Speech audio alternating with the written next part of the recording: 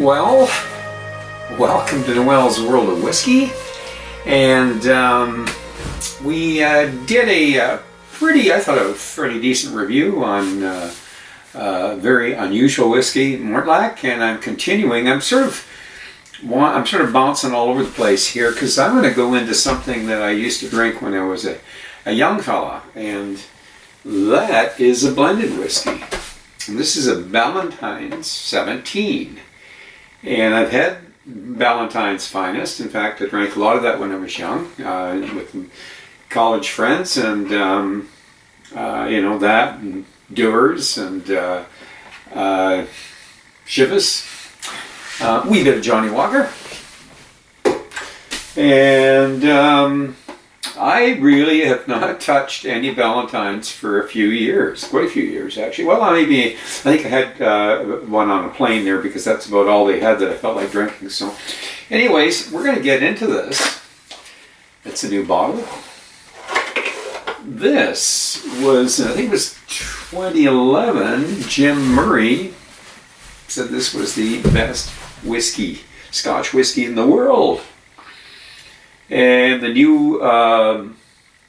new version, well, I'm not going to say it's a new version. It went from a 43 to a 40% ABV. And it's taken quite a beating in reviews. Sometimes I wonder when things drop like that, people just react. And I saw stuff like 1 star. You don't give a whiskey like this 1 star unless you're being obstinate. So. Unless you've got a really bad bottle, you must have had one heck of a bad experience, really. But anyways, I understand the 2.5 stars. I get it. Okay, so I need to review it. So you don't always review the ones that have the 4.5 stars, 4 stars, or the 84s and the 85s and the 86s and some of Ralphie's 88s and 89s. Sometimes you've got to review something that is controversial. And that's what I'm doing, because I used to drink Ballantines, and I really had some enjoyable drinks with, girlfriends, my ex-wife, and I don't know, let's do it. So let's open up the new bottle, and let's see what it's all about. So again, I told you I drank the Finest. That was more, in my time, what we would buy. It was almost a regular, and it wasn't just me. It was a lot of the college kids, the guys that I worked with in the oil business, at the Oil Men's Club and all that stuff. It was a popular drink. Now, this is the second most popular Scotch in the world, next to Johnnie Walker. And it's maintained a pretty good position for a good number of years. In Europe, this is number 1. In Southern Europe, it's number 1. So let's pour a glass, and then I can give you a little bit of the history. Now, this right off the bat is not really a good thing. I like traditional cork, but okay, we'll let that one go. Reminds me of opening up a bottle of your Nikka Japanese whiskey. Does it hurt the whiskey? No, it doesn't. It doesn't hurt the whiskey. Doesn't do anything harmful to the whiskey. Okay, it's more the tradition of having a cork. And I do have a cork for that bottle if I want to throw a cork on it. But let's take a look at it. There you are. Ballantine 17. Okay, you're not going to see any color, obviously. Nothing really special about the bottle. There's their coat of arms there. And they've had that for, well, I think that came about in the 20s, if I remember rightly. So anyways, I'll read you a little history on it there. So, coloring added, no doubt coloring added. And certainly chill filtered. That's what these companies do. So there you are. Get a chance to. It's a new bottle. I like to let it sit, and we'll give a little bit of the history here. Actually, the interesting thing here is that George Ballantine, similar to Johnnie Walker, they came from farm background, eh? You know, and it says the story of the world's second biggest selling Scotch whiskey. It started in 1827, of course, with farmer's son, George Ballantine. And now he started a shop. The son started a shop. George Ballantine started a shop in Edinburgh. And he did quite well with that shop. But then eventually he handed that over to his son, Archibald, in 1865. So 1827 he started. In 1865 he hands it over to his eldest son, Archibald. And he sets up another larger shop in Glasgow. And he focused, you know, on his whiskeys, but also wines and spirits in general. And he got his other son, George Jr., to give him a hand. Now, in 1891, George Ballantine passes away, and his son, George Jr., takes over. And with, you know, a pretty good effort that George made to build that business up, it was within 5 years he was granted the royal warrant by Queen Victoria, when, you know, following a visit to Glasgow. And in 1910, and I guess she did a visit to the, you know, to his facility there. So, the 1910, it was the Ballantines Finest, which I drank, of course, was launched, and that is the flagship. And you know, he did so successfully. He eventually sold it in 1919 to Barclay and McKinley, and they kept the name, and they built that business up, and did, you know, and they had, you know, the royal family from India. They had dukes and duchesses drinking their blends, and so there was definitely some celebrity involved in Ballantines, and just like Johnnie Walker, of course.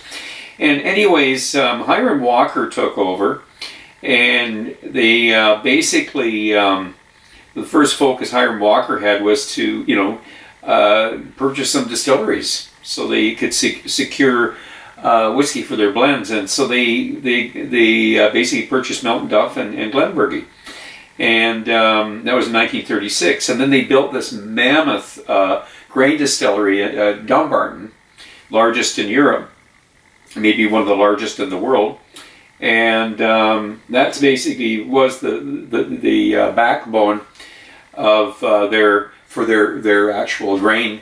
They also, you know, between Miltonduff and Glenburgie, which they still use today, there still is a lot of Glentauchers here in that blend, and definitely in this here. So it's really the three, you know, Glentauchers, Miltonduff, and Glenburgie, and I believe Scapa as well, which I have it in the cupboard here.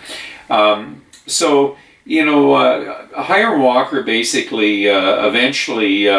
They were taken over by Allied Dominique, but before they were actually taken over, I think the Dumbarton plant was closed down, and Strathclyde, which is in, I believe, Strathclyde, Glasgow, it was all shifted to that distillery, a much more modern facility, and they do everything grain, and they also do malt. And it wasn't long, and we've got Pernod Ricard taking over.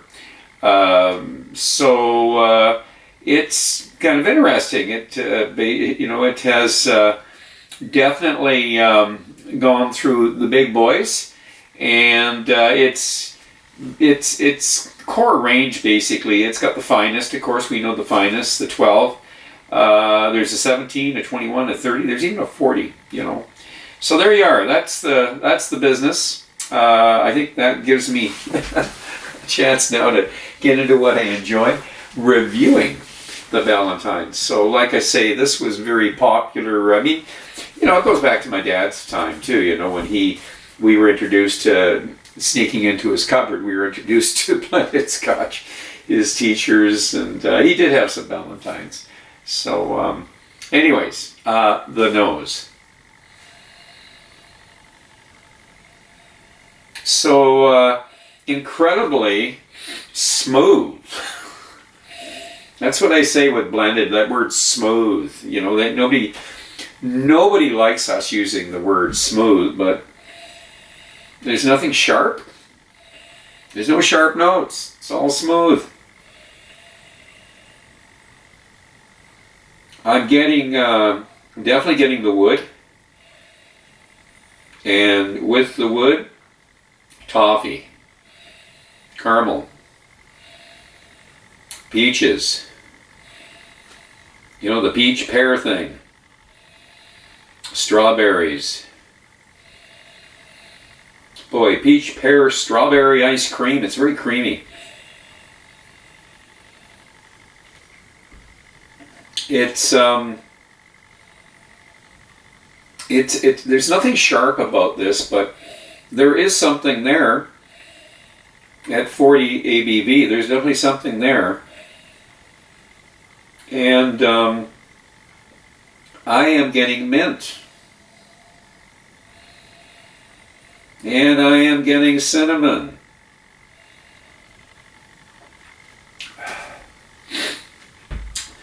This is, I think this is going to be a good summer dram. I got a feeling. But let's give it the palate and find out. Maybe I'm jumping the gun. Slàinte.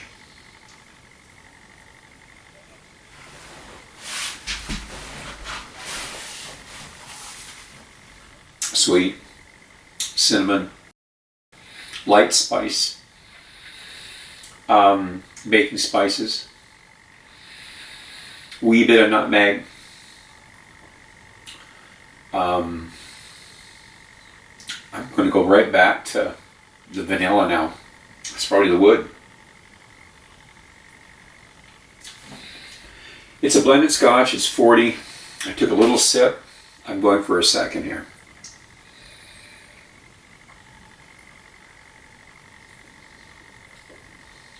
Give it a little chew. Creamy.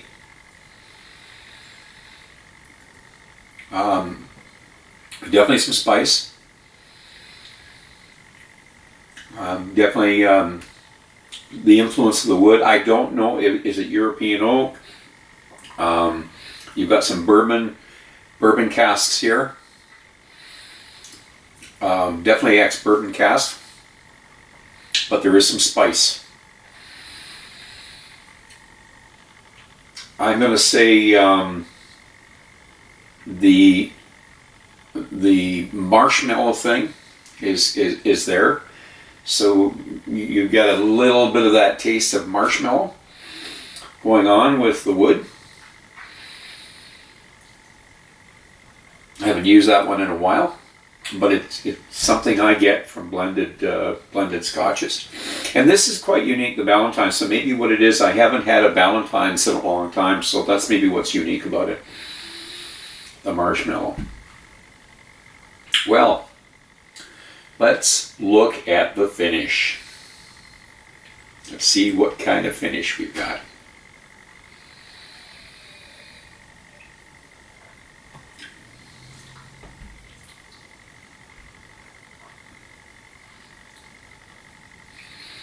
Nice coating.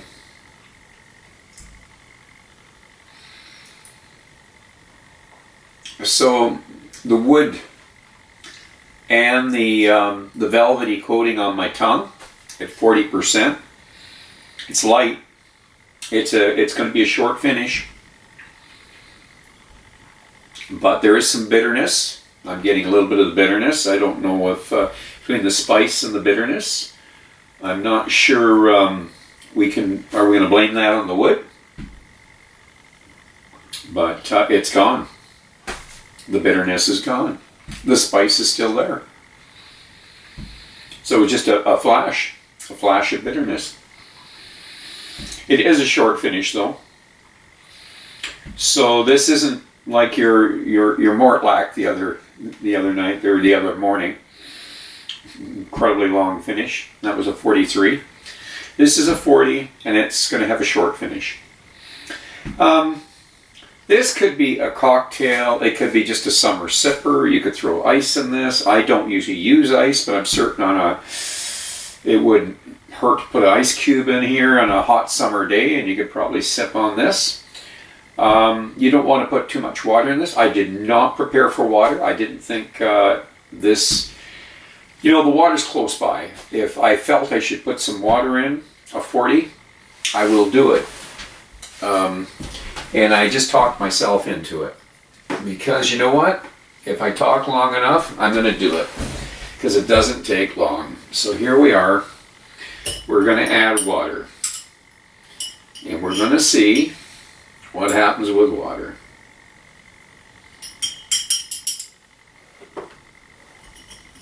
And again, I wasn't going to recommend it, but we'll know for sure now, eh?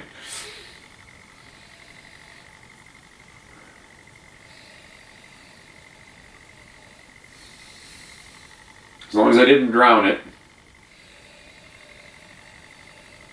I'm getting my tart, sweet and sour here now.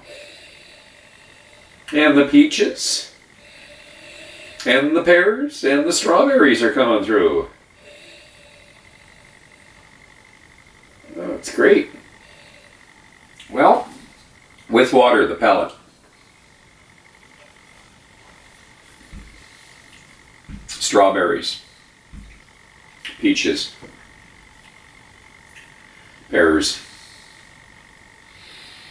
a little bit of caramel, light spice, more of the baking spices. The nutmeg stuff isn't really showing as much, but the wood influence is fading. I think with the water, suit yourself. The water takes maybe a bit of the wood away, and sometimes add water and it seems to amplify the wood. In fact, it can create a problem if you've got a really woody drink. But try another sip. Yeah.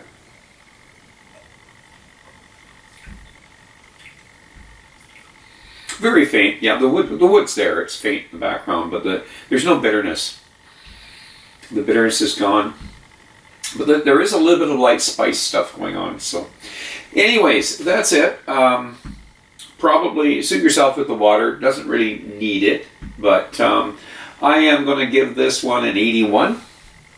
It's a respectable score because it's a 40. Based on 17 years. It's hard to say what the 43. I never got a chance to try the 43. But I'm not a guy that, 1 star or half a star or, slamming a drink like this. It's ridiculous. A lot of work went into this. There's some good Scotch in there. It's a fair mark, 81. And I have no problem drinking it. I didn't pay a lot for this, like a $65 Scotch. 17 years of age. Maybe if I paid 90, like a couple of the, some of the reviewers, they were up in the 90s. And that's Canadian, by the way. So I get it. I wouldn't have bought it if it was that much. I bought it because it was $65. So I think it's well worth the money. I'm good at blending too, and I can I've got some stuff I can throw in there, an 18-year-old, pretty potent 18-year-old whiskey that I can throw in, I don't put it in the whole bottle. I'm saying I put it into a glass, and I'm just curious what it's going to do. See if I can improve.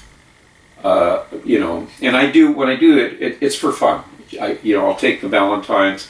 I'll throw in. I won't tell you what it is, but it's about a 48. It's a 50, I believe, and it's 18. And I'll throw it in there, and we'll see what happens. And it's affordable. I can afford to do it. So that's part of my hobby. Anyways, that's it. That's my review. 81. And I am going to ask you to drink wisely, drink intelligently, do not drink and drive. Until the next time, so much.